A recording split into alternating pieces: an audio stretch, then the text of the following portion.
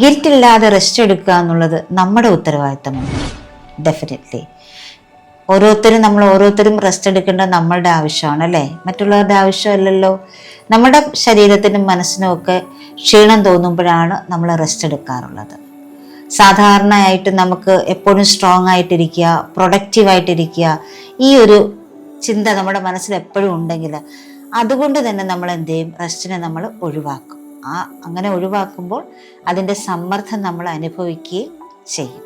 Rest ഇല്ലാതെ ഓടുക എന്നുള്ളതല്ല, നമ്മൾ റെസ്റ്റ് എടുത്ത് തന്നെ മുന്നോട്ട് പോകുമ്പോഴാണ് നമ്മൾ ചെയ്യുന്ന ഏതൊരു കാര്യവും ബ്യൂട്ടിഫുള്ളായിട്ട് നമുക്ക് ചെയ്യാൻ കഴിയുന്നത്.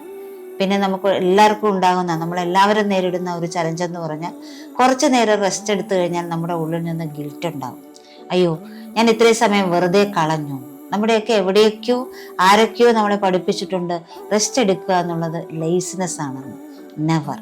ചുവരുണ്ടെങ്കിൽ മാത്രമേ ചിത്രം എഴുതാൻ കഴിയൂ എന്ന് നമ്മൾ എപ്പോഴും ഓർത്തിരിക്കുക. അതുകൊണ്ട് തന്നെ നമ്മുടെ ശരീരത്തിനും മനസ്സിനും ആവശ്യമുള്ള റെസ്റ്റ് നമ്മൾ കൊടുക്കുക, നമ്മൾ അതിന് അനുവദിക്കുക. നമുക്കതിന് പ്രത്യേകിച്ച് ആരുടെയും അനുവാദം ആവശ്യമില്ല, നമ്മൾ തന്നെ അനുവദിച്ചാൽ മതി. അപ്പോൾ മൈ റെസ്പോൺസിബിലിറ്റി ടു മൈസെൽഫ് എന്ന് പറയുന്നത് ടേക്ക് റെസ്റ്റ് without guilt.